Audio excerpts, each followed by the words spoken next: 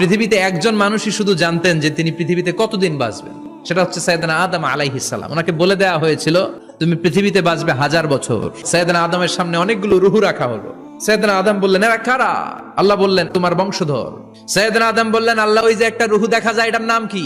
এটা তোমার ছেলে দাউদ, সে দুনিয়াতে নবী হয়ে আসবে। সাইয়েদনা আদম বললেন মাবুদ আমার ছেলে দাউদের কত বছর হায়াত আপনি দিয়েছেন? আল্লাহ বললেন মাত্র 40 বছর। সাইয়েদনা আদম বললেন মাবুদ এত ফুটফুটে সুন্দর আমার ছেলে দাউদ মাত্র 40 বছর দিলেন কেন? আল্লাহ আপনি বাড়ায় দেন, আল্লাহকে বাড়ানো যাবে না, লেখা হয়ে গেছে। সাইয়েদনা আদম বললেন আমার 1000 বছর থেকে 60 বছর আমি আমার ছেলেরে দিয়ে দিলাম।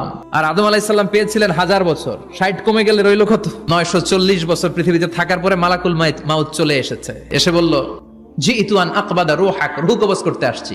আদম আলাইহিস সালাম বললেন রূহ কবজ করতে আসছো মানে আমি বাঁচবো তো 1000 বছর। মালাকুল মাউত বললেন না না, ওই যে আগের কথা স্মরণ করেন আপনি 60 বছর দিয়া দিয়েছিলেন। কয় না আমি দেই নাই। মালাকুল মাউত বলে আল্লাহ ঘটনা দেখেন দিয়া কয় দেই নাই। আল্লাহ কয় থাক কথা কইস না, আয়া পর। ভুলে গেছেন উনি। সেদিন থেকে আল কিতাব